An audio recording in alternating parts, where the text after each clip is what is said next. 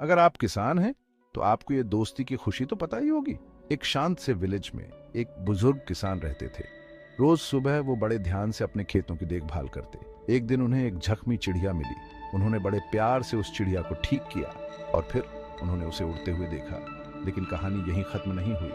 रोज सुबह वो चिड़िया वापस आती, किसान के पास बैठती, जैसे शुक्रिया कह रही हो। उनकी दोस्ती सिर्फ एक रोज की बात नहीं थी, वो एक दिल को छू लेने वाली दोस्ती थी।